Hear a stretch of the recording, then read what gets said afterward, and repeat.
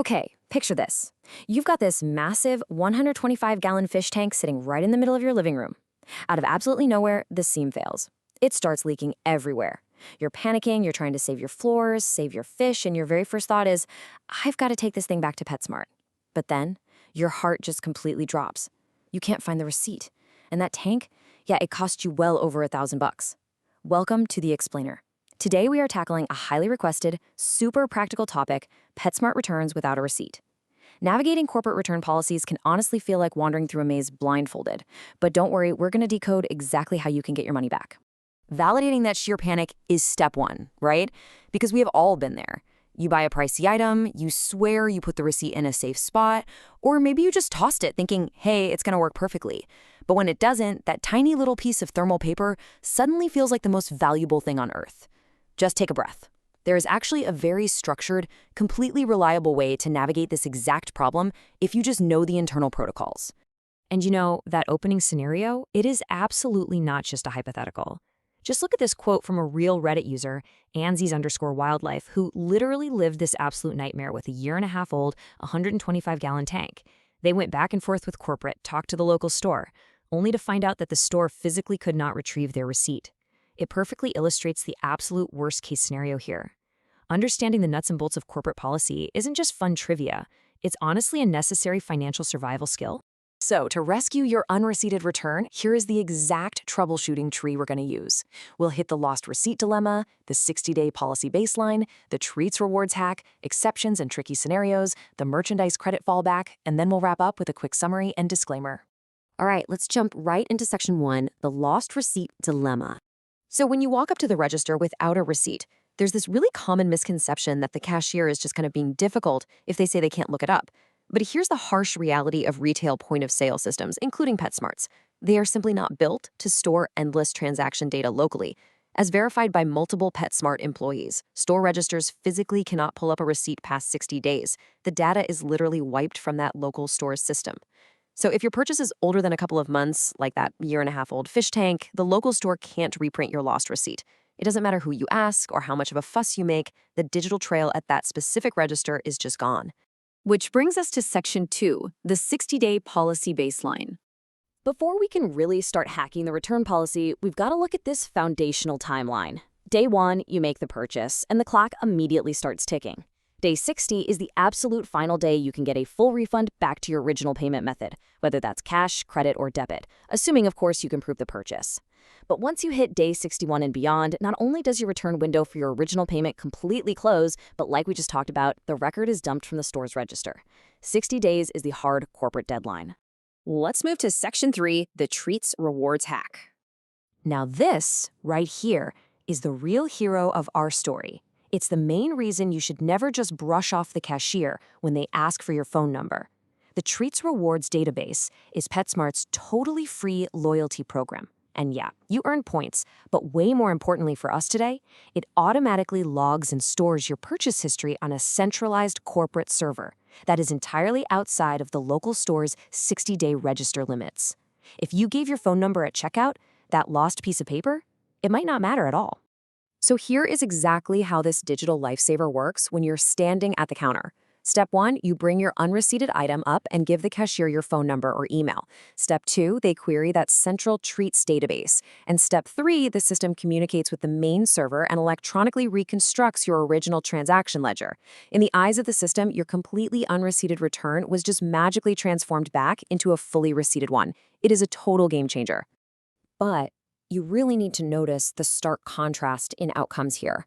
If they find the transaction via your Treats account within that 60-day window, boom, you get a full refund, straight back to your original credit card, debit card, or cash. But if there's no record found, meaning you didn't use an account and you lost your receipt, your refund is strictly limited to a merchandise card. That's store credit. And honestly, it's worse because it's calculated at the lowest recent selling price. If that item went on super clearance last week, you are only getting that clearance price back. Okay, section 4, exceptions and tricky scenarios. Now in retail, the rules can completely flip depending on what exactly is sitting in your shopping bag. PetSmart has a whole list of edge cases you absolutely need to know about. For instance, the system locks down hard for certain items. A receipt is always required, 0 exceptions, for specific products over $10. We're talking electronic collars, training items, grooming tools, filters and pumps, non-prescription meds, thunder shirts, and flea and tick products. Why? Well, these are high theft or highly sensitive health products. Without a receipt or a treats lookup verifying you actually bought it from them, you are entirely out of luck. But on the flip side, we have this awesome unwritten 50% rule for opened pet food. Look, PetSmart actually wants you to experiment with brands, so they honor a satisfaction guarantee. Even without a physical receipt, as long as your treats lookup works and at least half the bag of dog or cat food is still physically there, store managers generally have the discretion to approve the return. So if Fluffy absolutely hates her new kibble, don't throw it out, take it back. Now contrast that general 60-day window we talked about with the super strict 14-day window for live animals. Live pets, fish, reptiles, rodents are only returnable within 14 days under their health guarantee. But here is the really wild part, especially for fish. If a fish passes away, you can't just walk in and tell them it died. No way. You actually have to bring in a sample of your tank water for testing and the actual fish carcass. I know, it sounds pretty grim, but without that physical proof, plus your receipt or contract, they just cannot process the return. Moving on to Section 5, the merchandise credit fallback. So what happens when you hit a total brick wall? No physical receipt, zero luck with a treats account, and the item isn't on that restricted list. You enter your absolute last resort. Step 1, the item has to be in new, saleable condition. Step 2, you must present a valid government-issued ID, which they are going to scan to track return fraud. And Step 3, you get a merchandise return card. No cash, nothing back on your debit card, and you're only getting the lowest recent selling price. It's basically designed to protect the store from theft while still throwing a bone to genuine customers.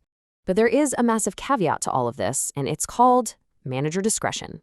Cashiers literally are not allowed to blindly process big, unreceipted returns. Most point-of-sale registers at PetSmart have terminal limits, usually kicking in around $50 or $75. If your return is larger than that, the register just physically locks up. It requires a store leader or manager to actually come over and turn a physical key or punch in an override code.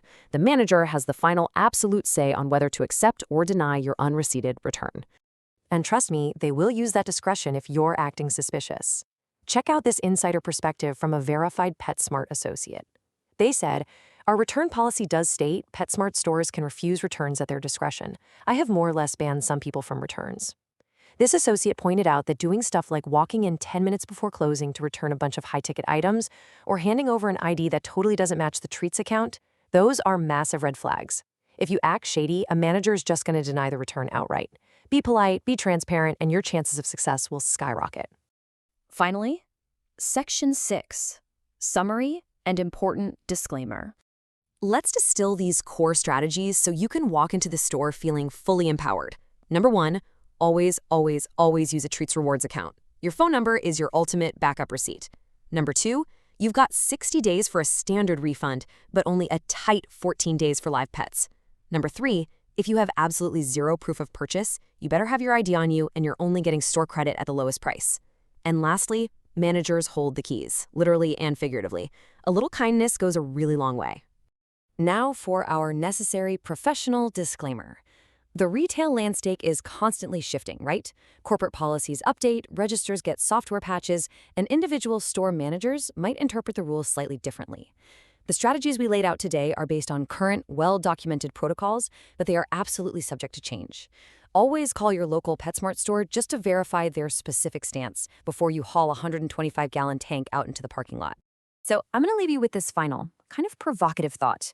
Knowing that a flimsy piece of thermal paper can fade, get lost, or accidentally thrown away, and knowing that a store physically cannot help you after 60 days without digital proof, are you ever going to choose to check out as a guest again?